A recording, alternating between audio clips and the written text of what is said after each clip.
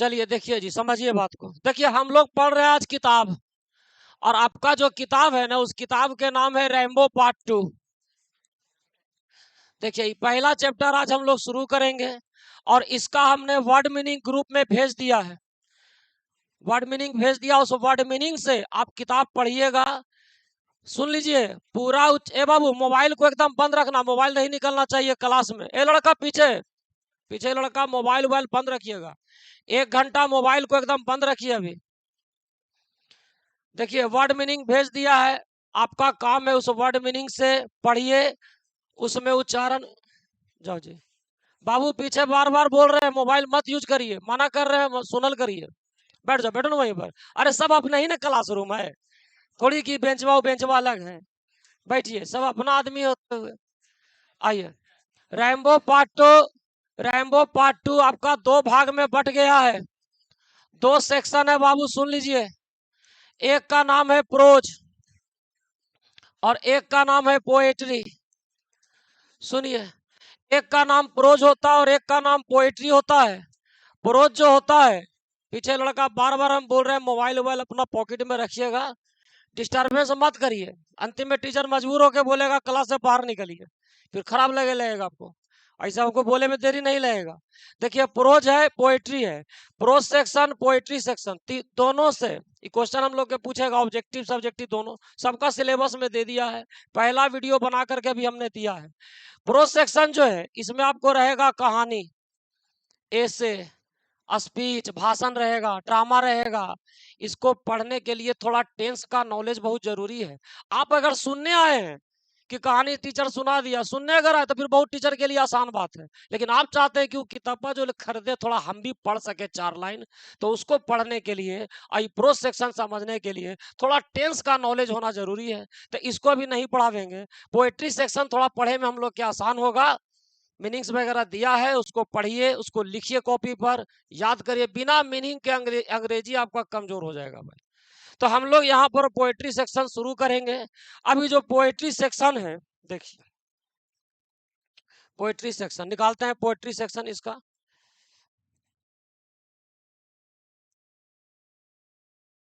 चलिए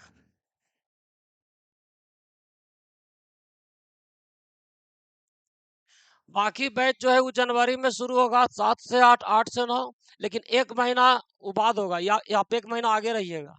खत्म भी आपका पहले होगा, रिवीजन आपका बढ़िया हो जाएगा। यही पहला चैप्टर मेरा है बाबू, sweetest love I do not go करके दिया हुआ है, इसी को हम लोग पढ़ेंगे।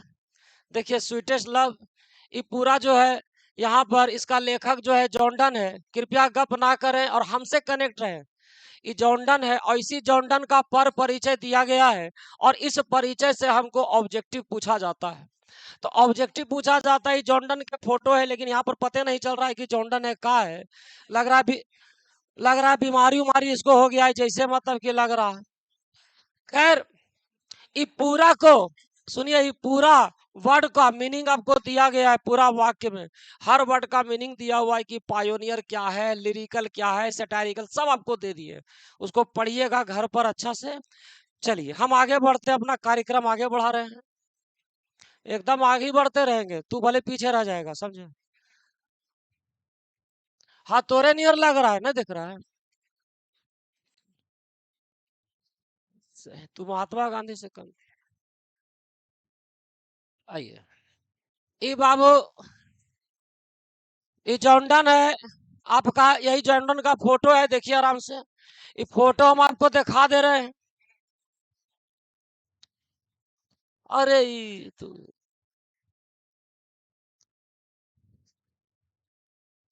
अरे ये सब इंग्लैंड में है, अंग्रेज नहीं जी, हम लोग से ज्यादा ना आगे है। जो ये लोग पहले करके करके हम लोग आज कर रहे हैं, 20 बरस हम लोग पीछे ही लोग से। तब अरे तुम तो यही सब, तो कितना अच्छा बात बोल रहा है तू लोग, ऐसे वैसे। अरे सीखिए। देखिए बाबू, ये जो चैप्टर हम लोग पढ़ रहे हैं ना, इसका नाम है sweetest love I do not. और देखिए ये गो के लिख दिया है गोए, ये गो के लिख दिया है गोए। ए बाबू, ये जॉर्डन जो है बड़ी पुराना है, बहुत पहले के आदमी है। और अंग्रेजी जो था उस अंग्रेजी का जो इतिहास है, पीछे के लड़का थोड़ा आराम से सुनिए, छोड़िए नहीं किताब उताब अभी आप, अभी हम पढ़ा रहे हैं यहाँ, तो आप किताब में घुस जाते हैं, बेंच में घुस जाते हैं। आराम से रहिए। चलिए, आप पढ़िए ना पढ़ी बात अलग है, आराम से जो डिसिप्लिन होता है वो अपना आराम से रहिए ना। तो sweetest love I do not गो में देख लीजिए कि गो ना लिख करके गो ही लिख दिया है। इंग्लिश का इतिहास को 3 भाग में बांट दिया है, old English, middle English, modern English. Old English में इसी प्रकार से वर्ड लिखता था, गो के गोए, सन के सन्ने। तो चूंकि बहुत पुराना जमाना के हैं, तो उसी तरह के अंग्रेजी का यूज करते हैं। 1500 के बाद जो अंग्रेजी चला वो मॉडर्न इंग्लिश, लेकिन धीरे धीरे डेवलपमेंट हुआ, तो ये लोग बड़ी पुराना इंग्लिश को ये लोग फॉलो किया है। तो आज हम लोग गो बोलते हैं, ये लोग पहले गोए बोलता था। चलिए, sweetest love I do not गो है, इसका लेखक के नाम है जॉर्डन। लेखक के नाम क्या हो गया? जॉर्डन। ये जॉर्डन के तस्वीर है बाबू। बताइए, sweetest love I do not go के लेखक के नाम क्या हो गया? जॉर्डन हो गया। इस बात को हम लिखते चल जाते हैं ताकि आपको पॉइंट पता चले। अंतिम में आप लोग से पूछेंगे कि आप कितना याद कर पाए कि नहीं याद कर पाए।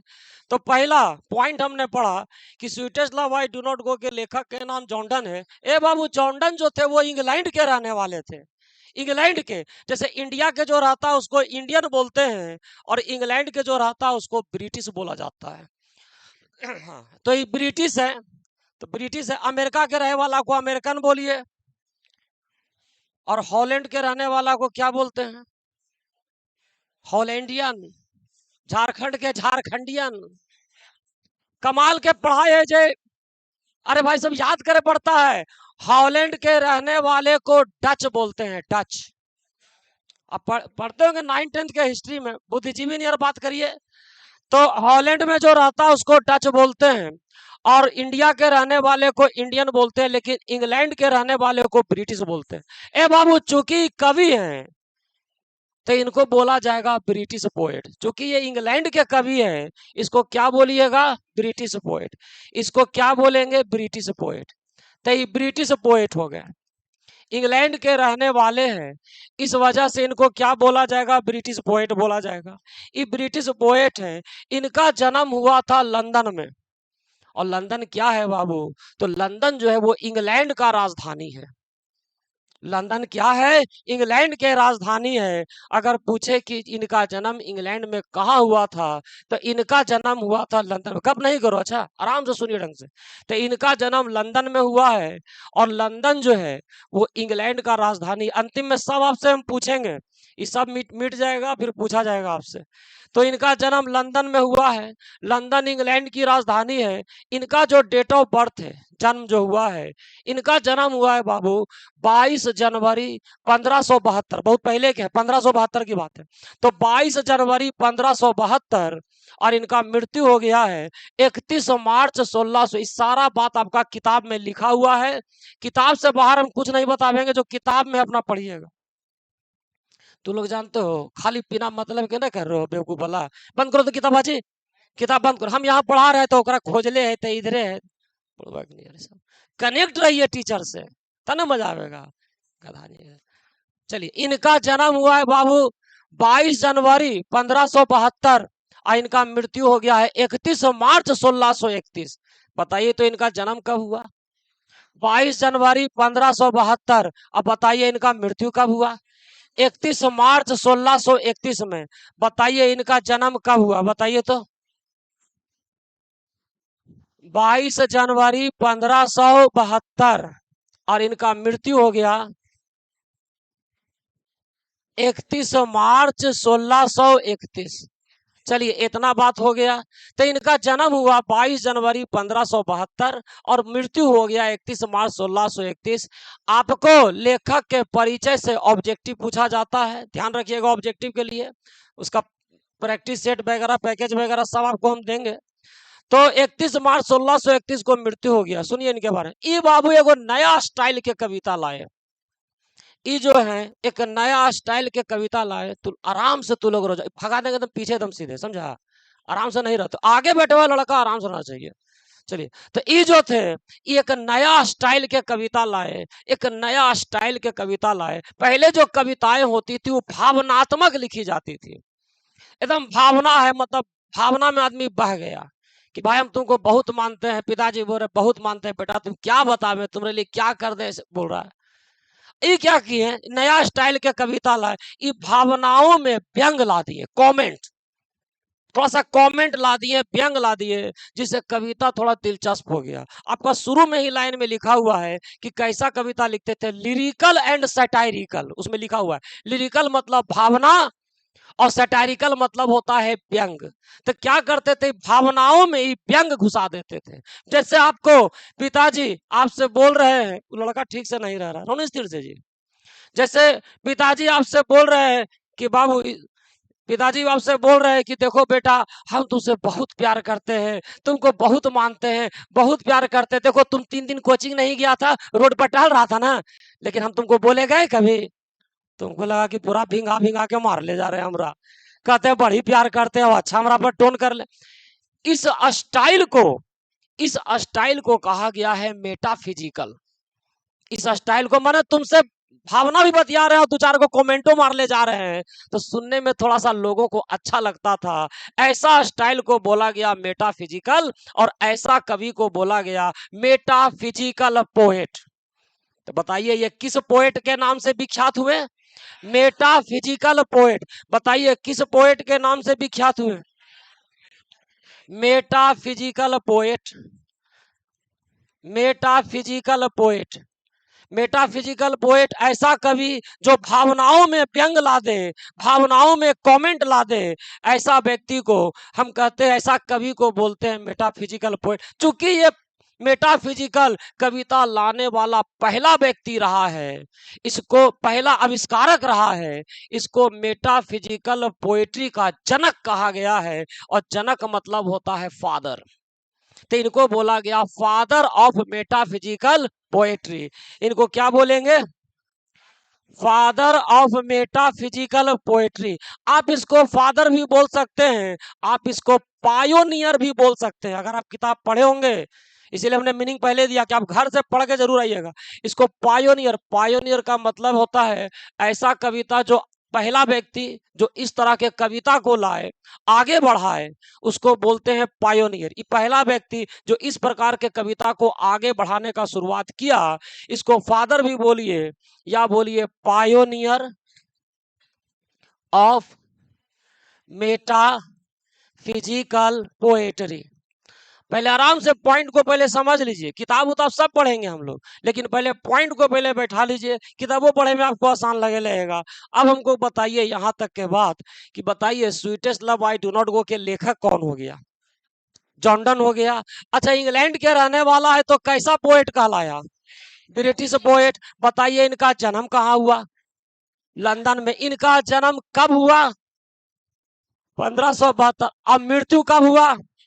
31 मार्च 1631। अच्छा, एक नया स्टाइल के कविता लाए, इसीलिए इनको कौन पोएट कहा गया? Poet, metaphysical poet. अच्छा, इसको एक और नाम से जाना जाता है, फादर या पायोनियर ऑफ मेटाफिजिकल पोएट्री। अगर आपको कहा जाएगा, कोई पूछेगा कि who is the father of metaphysical poetry, तो बोलेंगे John Donne. Who is the pioneer of metaphysical poetry, तो बोलेंगे जॉन डन। तो यहां तक बात हम लोग का हो गया। अब धीरे धीरे आगे बढ़ते जाइए। अब सुनिए, यहां तक हो नहीं गया, अब आगे बढ़िए। ए बाबू, जॉन डन के जो परिवार जो था ना, ये लोग अमीर परिवार था, अमीर व्यक्ति था, अमीर परिवार था, और सब व्यापारी था। इसमें उसमें लिखल होगा ट्रेडर्स, अगर आप पढ़ के आएंगे तब, नहीं पढ़िएगा तो क्या। तो ट्रेडर्स था, ये व्यापारी था। तो यहाँ छोड़ो ना, सब आराम से सुनते रहो। आगे बैठे वाला एकदम कनेक्ट रहो बढ़िया से, कहते रहता है हमरो तो। चलिए, वैसे दिक्कत होता है, समझो टीचर को। चलिए क्या है, तो बाबू इसका परिवार जो था अमीर था और व्यापारी था। अमीर व्यापारी परिवार में इनका जन्म हुआ है। अच्छा, इनका जो परिवार था वो कैथोलिक धर्म को मानता था। हाँ, बहुत ही अच्छा क्वेश्चन किया लड़का, बहुत अच्छा लगता है। आप 9th-10th में पढ़े होंगे ना, अच्छा लगा, क्वेश्चन करना चाहिए। तो 9th-10th में आप पढ़े होंगे, उसमें पढ़े होंगे कि ईसाई धर्म 2 भाग में बटा हुआ है बाबू। जैसे बौद्ध धर्म 2 भाग में बटा हुआ है, महायान हीन। रोने स्थिर से तुझे पगला नियर कर रहे हो तखनी से, तू कभी कॉपिया ऐसे तो क्या तू लोग एकदम लड़कन तू बैठते हो आके। और जैन धर्म भी 2 भाग में बट गया है, कौन कौन? श्वेतांबर और दिगंबर। मुस्लिम धर्म 2 भाग में, शिया और सुन्नी, सब सुने होंगे। ईसाई धर्म भी 2 भाग में बटा हुआ है, कैथोलिक और प्रोटेस्टेंट। आप नाम सुने होंगे। ईसाई धर्म दो भाग में बटा हुआ है बाबू, एगो कैथोलिक होता है, एगो प्रोटेस्टेंट होता है। अच्छा, इस कैथोलिक धर्म में जन्म हुआ तो कैथोलिक धर्म का जो ईसाई धर्म वाला है सब, तो कैथोलिक धर्म जो था इनका, वो कैथोलिक धर्म इटली में एक राजधानी, इटली के राजधानी, उस राजधानी के नाम है रोम। और रोम में जो चर्च होता है उसका जो पादरी होता है उसको पोप बोलते हैं, ये सब जरूर सुने होंगे, पोप बोलता है। तो इस कैथोलिक धर्म के संबंध जो था ना, रोम के पादरी जो पोप था वहां से रिलेटेड था, इसलिए ऐसा धर्म को बोला गया है रोमन कैथोलिक। ऐसा धर्म को क्या बोलिएगा? Roman Catholic. तो ये लोग कौन धर्म को मानता था? Roman Catholic. आप कैथोलिक मत बोलिए, बोलिएगा रोमन कैथोलिक, क्योंकि कैथोलिक धर्म का संबंध जो था रोम से था। तो इसको क्या बोलिए? Roman Catholic. तो रोमन कैथोलिक धर्म को मानता था, रोमन कैथोलिक धर्म को मानता था। ए बाबू, इनके पिताजी भी व्यापारी थे, लेकिन जब ये 4 साल के हुए, 4 साल के, तो इनके पिताजी की मृत्यु हो गई थी। तो पिताजी की मृत्यु हो गई तो सारा काम अब नहीं करे पड़ा, संघर्ष वगैरह इनको करना पड़ गया। भाई बाप नहीं है तो निश्चित है कि संघर्ष के दौर आ जाएगा। खैर, जॉर्डन के जब जन्म हुआ था ना, तो उस वक्त इंग्लैंड जो था कैथोलिक के विरोधी था। पूरा इंग्लैंड जो था कैथोलिक के विरोधी था, मैंने कैथोलिक धर्म जो मानता था उसका विरोधी था। और कैथोलिक धर्म के विरोधी को बोलते हैं anti Catholic. Anti Catholic, anti माने होता है विरोधी, तो कैथोलिक विरोधी हो गया। तो बताइए जॉर्डन कौन धर्म को मानता था? Roman Catholic. और इंग्लैंड उस वक्त क्या था? विरोधी। तो विरोधी के अंग्रेजी अब क्या बोलेंगे? Anti Catholic. उस वक्त आपका जो इंग्लैंड था बाबू, वो कैथोलिक के विरोधी था, विरोधी को बोलिएगा एंटी कैथोलिक। ये सब एंटी कैथोलिक था, एंटी कैथोलिक। कैथोलिक एक धर्म है, ईसाई धर्म से रिलेटेड है। अगर धर्म का संबंध इटली में रोम से है तो उसको बोलते हैं रोमन कैथोलिक। चलिए ठीक है। अब इसी कैथोलिक धर्म के खामियाजा ये बेचारा जॉर्डन के भुगते पड़ गया। अब कैसे भुगता? ये बेचारा पढ़े गया था, बहुत बड़ा यूनिवर्सिटी है, और उस यूनिवर्सिटी का नाम है ऑक्सफोर्ड यूनिवर्सिटी। Oxford university. इसीलिए देखो, हम पहले वर्ड मीनिंग देखिए, आप घर से पढ़ के आइएगा ना तो हमको भी अच्छा लगेगा, बोलेंगे तो आप भी वहां से हमको बोल रहे हैं। तो ये ऑक्सफोर्ड यूनिवर्सिटी ये पढ़ने के लिए गया था। ऑक्सफोर्ड यूनिवर्सिटी बहुत बड़ा यूनिवर्सिटी है बाबू। भारत के प्रधानमंत्री इंदिरा गांधी, डॉक्टर मनमोहन सिंह सब ऑक्सफोर्ड यूनिवर्सिटी में पढ़े हैं। तो ये पढ़ने गया था। हाँ, सब जानिए सब थोड़ा सा। इंदिरा गांधी ऑक्सफोर्ड यूनिवर्सिटी में पढ़ी है, और डॉक्टर मनमोहन सिंह जो प्रधानमंत्री रहे हैं वो भी आपके ऑक्सफोर्ड यूनिवर्सिटी में पढ़े हैं। जॉर्डन गया था ऑक्सफोर्ड यूनिवर्सिटी पढ़ने के लिए। बताइए कौन यूनिवर्सिटी गया? Oxford university. Oxford university. अरे भाई, यही तो थोड़ा डर लगे लगता है, यहाँ पर बैटरी उटरी खत्म हो जाता। Oxford university. तो ऑक्सफोर्ड यूनिवर्सिटी गया बेचारा पढ़ने के लिए, लेकिन वहां पर इसके साथ भेदभाव हो गया। ये तो कैथोलिक धर्म ने मानता था, और इंग्लैंड आपका क्या था? कैथोलिक विरोधी था। ए बाबू, वहां पर जो डिग्री जब दिया जाता है ना, तो डिग्री देते वक्त एगो शपथ समारोह होता है। डिग्री देते वक्त एक शपथ समारोह होता है, और शपथ समारोह में कैथोलिक धर्म वालों को हिस्सा नहीं लेने के लिए कहा गया, मना कर दिया गया कि कैथोलिक धर्म वाला जो होगा वो हिस्सा नहीं लेगा। इत्तेफाक से बेचारा ही तो कैथोलिक धर्म के था, शपथ समारोह में शामिल नहीं हो पाया, जिससे इनको डिग्री नहीं मिला, और बिना डिग्री लिए हुए ही इनको ऑक्सफोर्ड यूनिवर्सिटी से वापस जाना पड़ा। तो बताइए ये पढ़ने कहाँ गया था? क्या इनको वहां डिग्री मिल गया? अच्छा, डिग्री किस वजह से नहीं मिला? कैथोलिक धर्म की वजह से डिग्री नहीं मिला। फिर भी हिम्मत नहीं हारे, पढ़ाई लिखाई को आगे बढ़ाए। ये वकील वाला पढ़ाई किए, ये कानून वाला पढ़ाई किए, ताकि हमको कानून का नॉलेज हो और समाज में अपना आप को हम रक्षा कर सके कानून से। ये कानून का पढ़ाई किए। बताइए कानून के अंग्रेजी में क्या कहते हैं? लॉ कहते हैं। और धर्मशास्त्र का भी अध्ययन किए, और धर्मशास्त्र के पढ़ाई को बोला जाता है थियोलॉजी। थियोलॉजी पहले से लिख दिया हुआ है उसमें। तो दो चीज पढ़ा, एक कानून का पढ़ाई किया, धर्मशास्त्र का पढ़ाई किया, एक लॉ पढ़ा, और क्या पढ़ा? थियोलॉजी। बताइए क्या क्या पढ़ाई किया? लॉ पढ़ा, और क्या पढ़ा बाबू? थियोलॉजी। ये थियोलॉजी पढ़ा, ये कानून का पढ़ाई किया, और थियोलॉजी का पढ़ाई किया।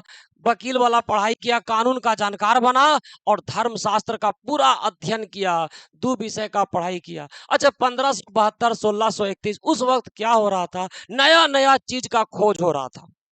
बहुत सारा आविष्कार अभी हुआ नहीं था। जैसे आज टेक्नोलॉजी के खोज हो रहा है, एक से एक टेक्नोलॉजी बन रहा है भाई, एक से एक टेक्नोलॉजी बन रहा है। उस समय नया नया विज्ञान के बहुत तरह के खोज हो रहा था, नया नया जगह के खोज हो रहा था। सुनवे किए होंगे 1492 में खोज हुआ था अमेरिका के, 1498 में भारत के भी खोज हो गया था।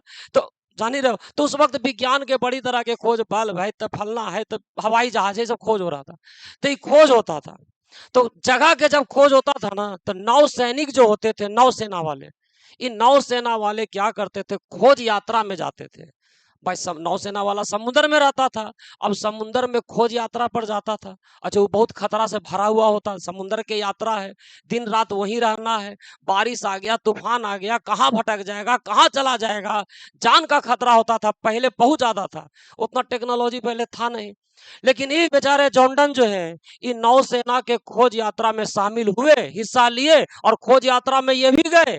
और एक बार नहीं गए हैं, ये दो दो बार गए हैं। एक साहसी व्यक्ति थे, खोज यात्रा में शामिल हुए, अपने जीवन को भी दांव में लगाए और गए हैं खोज यात्रा में। खोज यात्रा को अंग्रेजी में बोलते हैं एक्सपेडिशन। खोज यात्रा को बोलिएगा एक्सपेडिशन। नौसेना के साथ गए थे, उसको बोला गया है नेवल एक्सपेडिशन। नौसेना के खोज यात्रा को क्या बोल रहे हैं, नेवल एक्सपेडिशन। अब बताइए नेवल एक्सपेडिशन वो कितना बार गए हैं, दो बार गए हैं बाबू। तो हम लिख देते हैं यहाँ पर, कितना बार गए हैं, दो बार। नौसेना two naval expedition, two naval expedition, खोज यात्रा में गए, दो बार गए। एक बार गए थे 1596 में, एक बार गए थे 1596 में, और एक बार गए हैं 1597 में। ये सब जान जाइए, थोड़ा सा नॉलेज अपना होना चाहिए।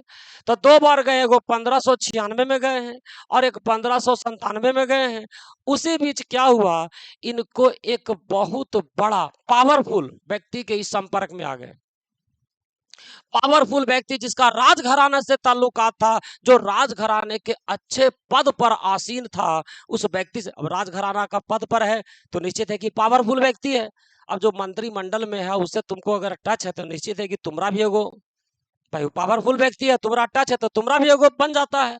सब तुमको कहेगा कि भाई वो काम करा दो यार, कोई दिक्कत होगा तुम्ही को फोन करेगा।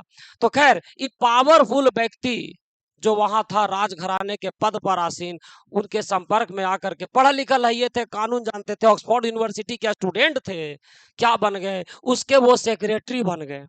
क्या बन गए बाबू, सेक्रेटरी बन गए। तो ये वहां के क्या बन गए हैं, सेक्रेटरी बन गए हैं, सेक्रेटरी बन गए हैं। चलिए आगे बढ़ते हैं, थोड़ा सा बात को एक बार फिर से जरा रिपीट किया जाए, कहीं भुला ला ना जाओ तुम लोग। तो लय ताल में तुम लोग को लाना बहुत जरूरी है। बताइए sweetest love I do not go के लेखक कौन है, जॉर्डन है। बताइए जॉर्डन इंग्लैंड के रहने वाले हैं, तो कैसा पोएट है, ब्रिटिश पोएट है। बताइए जन्म कहाँ लिया, लंदन में। अच्छा जन्म कब हुआ, 22 जनवरी 1572। अब मृत्यु कब हो गया, 31 मार्च 1631। अच्छा बाबू, ये नया स्टाइल के कविता लाए थे, इस वजह से ये कैसा पोएट कहलाते हैं, मेटाफिजिकल पोएट। भावना में व्यंग मिला देते थे, तब प्यार के बात हो रहा है में कमेंटो मार ले जा रहे हैं, जरा इंटरेस्टिंग हो जाता था थोड़ा। इसीलिए इनको एक और नाम से कहा गया है, आविष्कार किए थे, फादर या पायोनियर ऑफ मेटाफिजिकल पोएट्री। आविष्कारक रहे ऐसा कविता लाने वाला पहला व्यक्ति, आगे बढ़ाने वाला पहला व्यक्ति, उसको फादर या पायोनियर बोलते हैं। बताइए ये जॉर्डन कौन धर्म को मानते थे, रोमन कैथोलिक। और इंग्लैंड क्या मानता था, तो बाद में मत बोलो, एकदम साथे बोलो, लय में, जैसे कैसे प्रार्थना होता है वैसे बोलो, अच्छा लगता है इसे। अरे बोल में नहीं, सब बोल देता होकर बात बोलता है एंटी कैथोलिक, तो ऐसा मत बोलो जी। प्रार्थना में नहीं होता है कि बच्चा लोग प्रार्थना कर, दो चार गो लाई ताल बिगाड़ देगा, तो बोले कि कोची टीचरों समझ रहा है काका बकले जा रहा है, सब हो जाता है। बचपन में हम लोग भी कर देते थे सब। देखो कितना अच्छा, ये भी साथ बचपन में मेरे साथ है। चलिए अब बताइए कौन यूनिवर्सिटी पढ़े गया था, क्या इनको डिग्री मिल गया, किस वजह से नहीं मिला, कैथोलिक धर्म की वजह से नहीं मिला। आगे जाके क्या क्या पढ़ाई किया, थियोलॉजी। तुम भी बोलो, अरे कुछ तो बोलो, बोल ही नहीं रहा, बोला ना बोले, अरे बोलो, थोड़ी पैसा लग रहा है बोले में, बोलो, है ना जी। बताइए, अरे अच्छा लगता है सबको बोल। बताइए क्या क्या पढ़ाई किया, तब तुम्हारा तो आवाज इतना बढ़िया है, कहना नहीं है। अच्छा बताइए, नौसेना खोज यात्रा में गया कितने बार? अच्छा कब कब गया? 1597। अच्छा, एक पावरफुल व्यक्ति का क्या बन गया? यहां तक हो गया। अब इसके कहानी में थोड़ा ट्विस्ट आता है, ट्विस्ट देखिए। हर आदमी के जीवन में एक मोड़ आता है बाबू, इसके भी जीवन में एगो मोड़ आ गया, एक मोड़ आ गया। अरे बाबू, इस सेक्रेटरी तो बना, तो जिसका बना था, जो इसका बॉस था ना, हाँ मैंने पावरफुल, मैंने ताकतवर, ताकतवर मैंने पावर वाला, ये नहीं कि बॉडी बिल्डर। चलिए, तो जो बॉस था, इसका जो बॉस था ना बाबू, उस बॉस की एगो भतीजी थी। आराम से रहो तो करेगा वैसे। बॉस की एगो भतीजी, ए बाबू अच्छा बताइए तो, भतीजी के अंग्रेजी का होता है? निस होता है, निस। जानिए ये सब किताब में लिखल है, पढ़िएगा घर पर। किताब को पढ़ना, पढ़ना आना। अब एक ही बतिया के पकले पगला नहीं, तू हो तो गया, तू अब अनवाइड करे लगता है तू। अब आगे बैठे लग तू लोग नहीं, तू लोग एकदम पीछे बैठिए, एकदम कोना में, जने मच्छर उछड़ काटता है ना, वहां बैठावेंगे। चलिए, तो निस बोलता है, निस माने भतीजी होता है। किताब जरूर पढ़ा करिए। और उसके बाद वो जो भतीजी थी, उसका नाम था एना मोर। क्या नाम था? एना मोर। स्पेलिंग लिख देते हैं, रुको। एना मोर। चलिए, काफी जोश खरोश में बच्चे एना मोर के नाम सुन करके, चलिए कोई बात नहीं है। एना मोर, पूरा उत्साह में सब एकदम है। यहां तक चुप था, यहां पर था थोड़ा सा जोश आ गया। एना मोर, ए बाबू, एना मोर जो थी, वो देखने में बहुत खूबसूरत थी। एना मोर देखने में बहुत खूबसूरत थी भाई, बहुत खूबसूरत थी। उसकी खूबसूरती पर ही फिदा हो गए। तुम्हारे पिताजी के चलिए, तो कह रहा है कौन सर क्या फिदा हो गया? पगला पढ़ रहा है जॉर्डन के, तो और कौन फिदा होगा? घर वाला तो नहीं। तो चलिए, अरे भाई बहुत खूबसूरत थी, फिदा हो गए। और भाई दोनों में बातचीत होने लगी। बातचीत धीरे धीरे दोस्ती में बदल गई, और तेरी मेरी दोस्ती प्यार में बदल गई। अरे पागल, तोड़ कहा देगा मैं, आराम से है पेशेंस।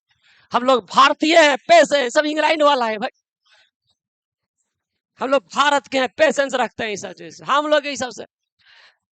ए बाबू, अब आगे कहानियां सुनेगा तब ना। तो भाई दोस्ती प्यार में बदल गई। अब कहाँ बॉस के भतीजी, अब कहाँ ही सेक्रेटरी, दोनों के तालमेल एकदम ठीक नहीं है। घर वाला राजी नहीं हो रहा होगा। ये भी बोल रहे हैं कि राजी तो होगा नहीं, क्या किया जाए भाई, कहाँ बॉस, कहाँ राजघराने का आदमी, हम उनके यहाँ मामूली सेक्रेटरी। क्या होगा नहीं होगा। ये लोग बोला कि अब एक काम करते हैं, एकदम शादी कर लेते हैं। ये लोग क्या किया, बोला कि भाग के शादी कर लेंगे, टकरा जाएंगे दुनिया से। और बाद के हालचाल बात अलग है। जोश खरोश में तब आगे रहवे करता है। अरे कुछ का बोले करा, रिकॉर्डिंग हो रहा है, नहीं तो जानते थोड़ा और बोलते तुमको बड़ी चीज। चलिए, तो क्या हुआ ना, ये लोग भाग के शादी कर लिया। शादी कर लिया। आई घटना घटा है, सुनिए ना, ये घटना घटा है 1601 में शादी किया है बाबू।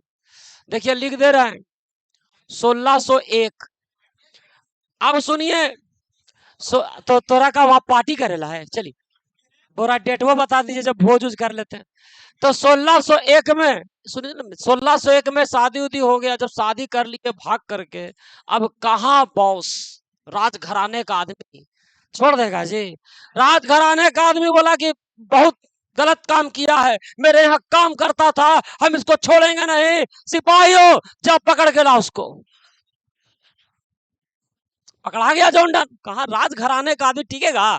क्या किया कि जॉर्डन को पकड़ के जेल में डाल दिया। अरे चाको जी, तोर दादाजी है काऊ? पगला चा, हमारे दादाजी जेल चल गए। ए बाबू सुनो, तो क्या हुआ, तो जेल में डाल दिया, एनामोरो को अलग कर दिया। अब सुनिए ना कितना बढ़िया बात है। जॉर्डन के तो जेल में डालवे किया, जो शादी कराया था ना पंडित जी, ओकरो जेल में डाल दिया।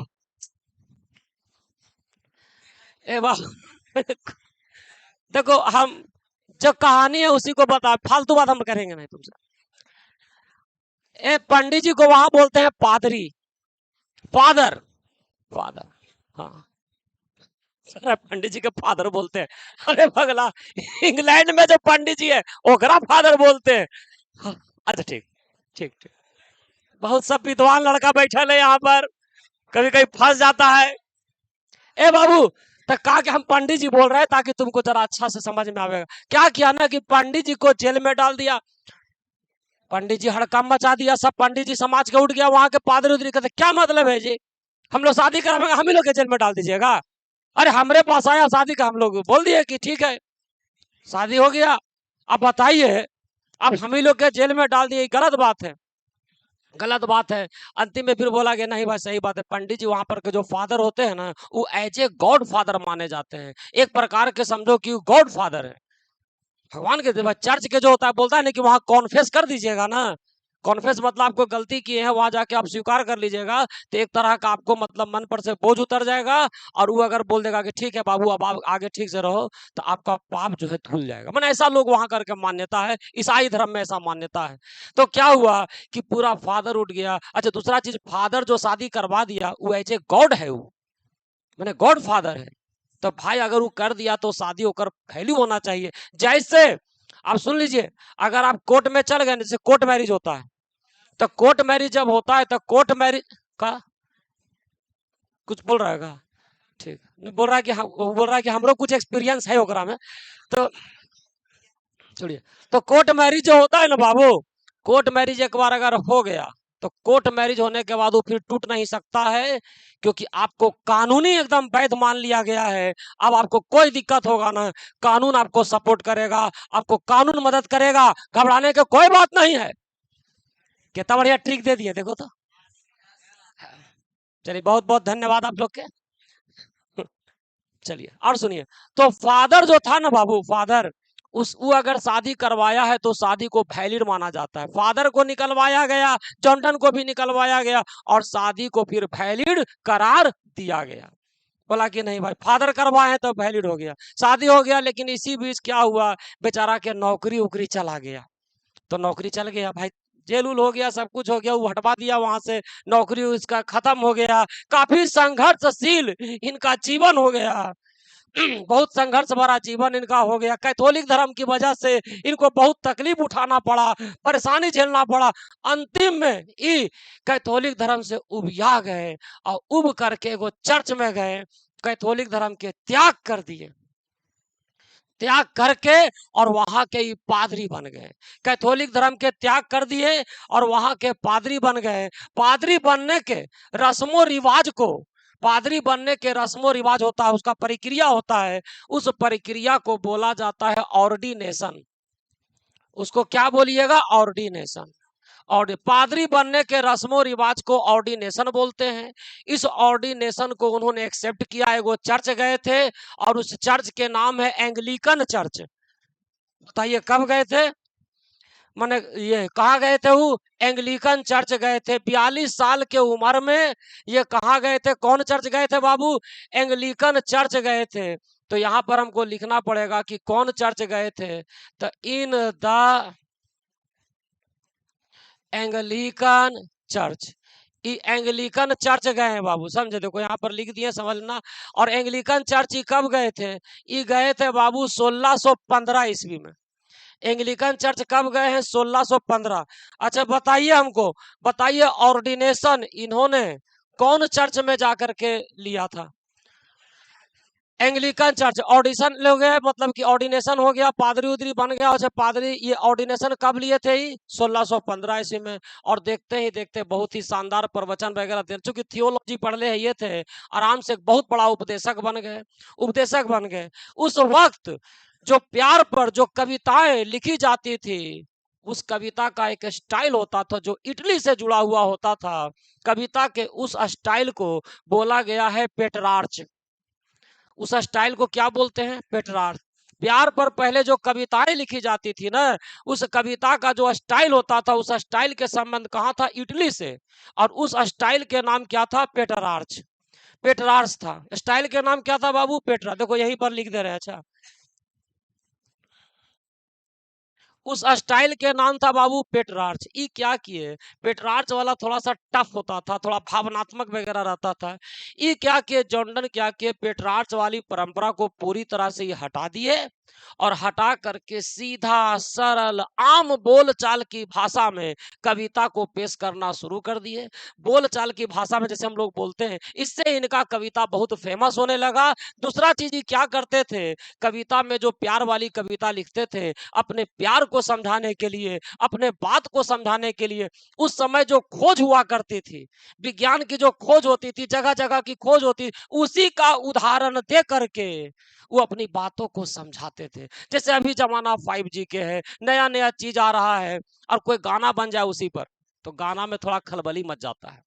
अब नया नया चीज आ रहा है, ओकरे पर गाना बन रहा है, अच्छा लगता है। तो ये क्या करते थे? उसी का उदाहरण दे करके उस कविता अपना पेश करते थे, बात को समझाते थे। बड़ी फेमस होते चले गए। भावनाओं में थोड़ा छेड़छाड़ करते थे, थोड़ा कमेंट मारते थे, थोड़ा टोन बैठा देते थे, जिससे इनकी कविताएं बड़ी दिलचस्प हो जाती थी। ये तीन चीजों के लिए बहुत विख्यात रहे हैं। तीन चीजों के लिए बहुत विख्यात रहे हैं। प्रेम कविता के लिए, व्यंग कविता के लिए और धार्मिक उपदेश के लिए। तो कितने चीजों के लिए, कितने रचनाओं के लिए ये विख्यात रहे बताइए तो? तीन चीजों के लिए। एक प्रेम कविता, व्यंग कविता और धार्मिक उपदेश। व्यंग कविता को, प्रेम कविता को यहां पर बोला गया है, प्रेम कविता को बोलते हैं songs and sonnets. Songs and sonnets ये हो गया प्रेम कविता। और व्यंग कविता को बोलते हैं सटायर। सटायर माने होता है व्यंग।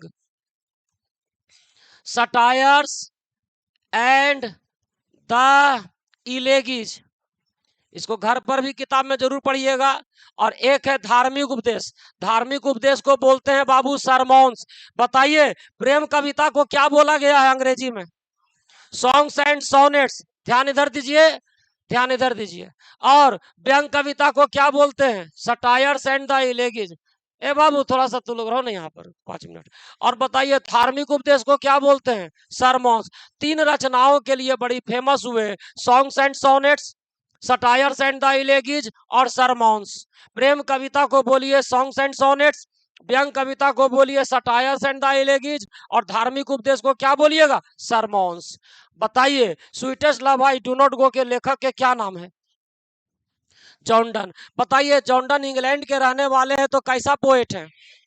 British poet. कहाँ जन्म हुआ? लंदन में। जन्म कब हुआ? 22 जनवरी 1572। अब मृत्यु कब हो गया? 31 मार्च 1631। अच्छा, नया स्टाइल के कविता लाए थे, भावना में व्यंग मिलाए थे। कैसा कवि कहलाए? Metaphysical poet. इनका एक और नाम क्या हो गया?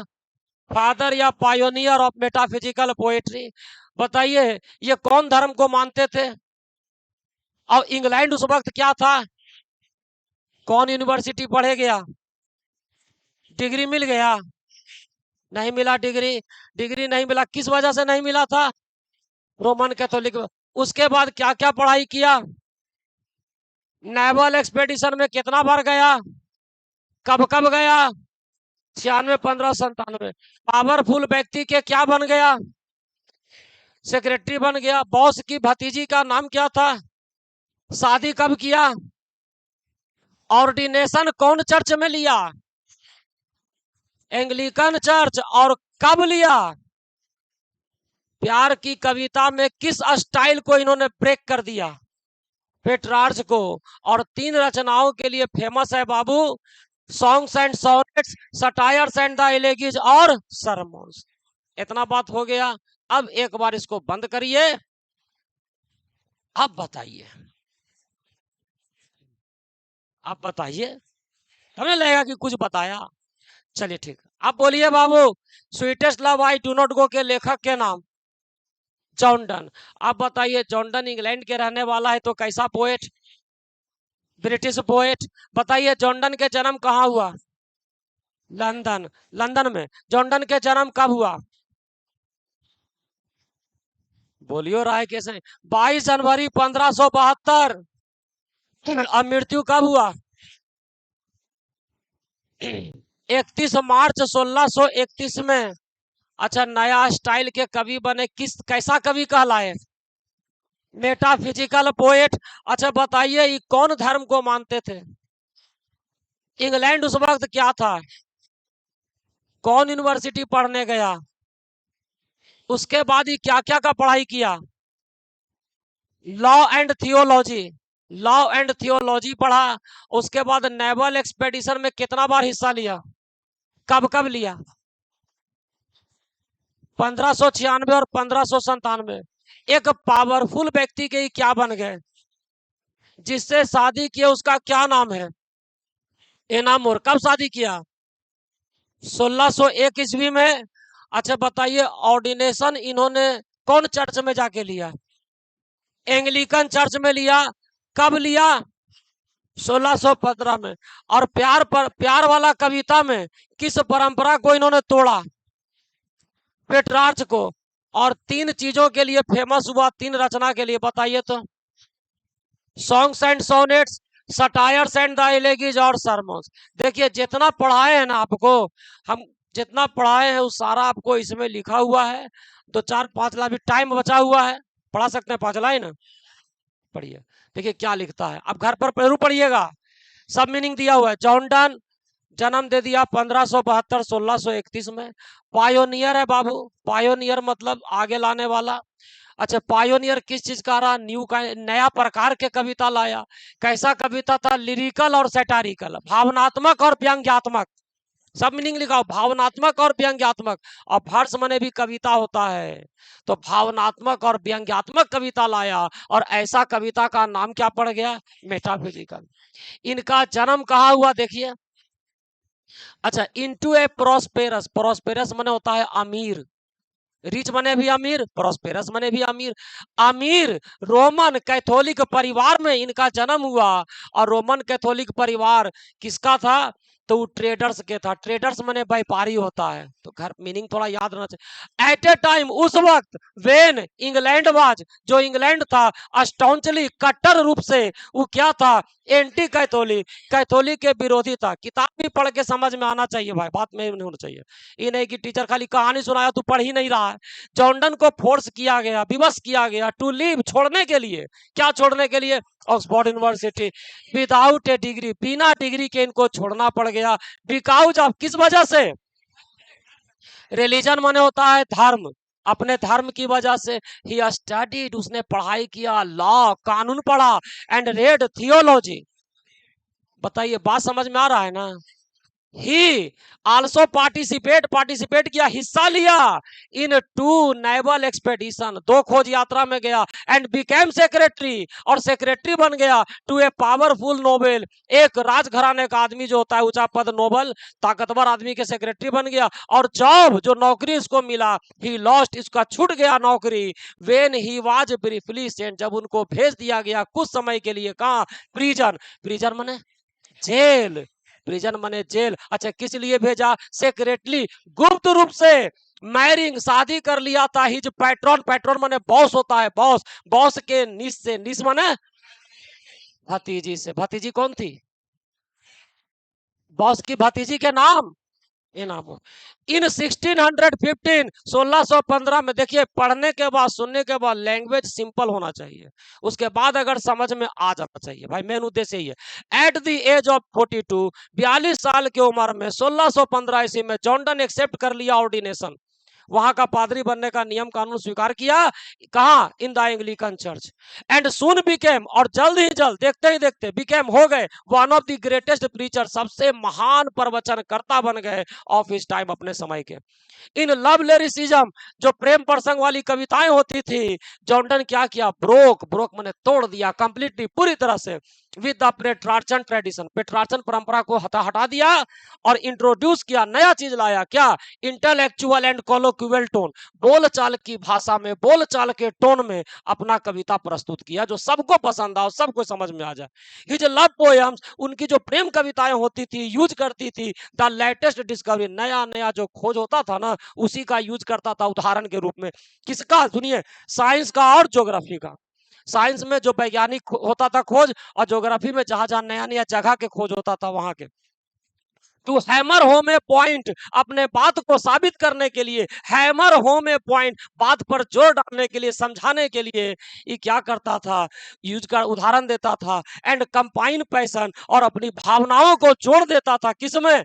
वर्बल एंड इंटेलेक्चुअल टीचिंग, थोड़ा सा छेड़छाड़ करता था, थोड़ा कमेंट करता था, थोड़ा चिढ़ाता था।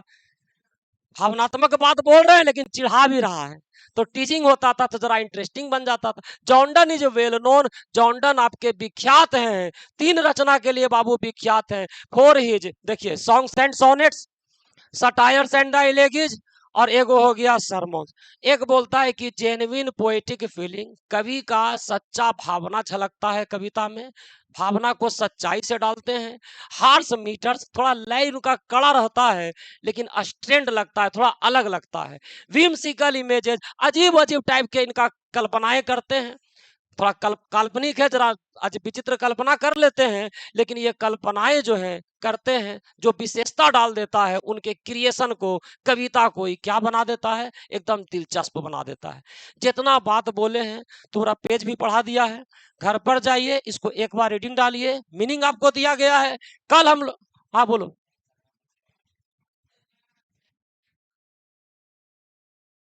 देखो, का है नहीं है ना, हमको उसका पूरा ग्रेजुएशन के डिग्री हमको नहीं जानना है। जितना बात है उतना बात समझिए और उतना बात पढ़िए।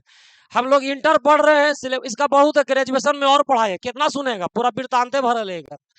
उतना मत जानिए, जितना आपका सिलेबस में पेज लिख दिया है, जितना आपका पेज में है, पेज के पूरा जानकारी होना चाहिए। अब आलतू फालतू केने भागा था हनीमून के नहीं से बता रहे हैं। चले रहे, कल कविता पढ़ेंगे ना, ना कितना लोग है ना और ज्यादा होकर इंटरेस्ट। अरे भाई, जो बात है सिलेबस पर चलिए।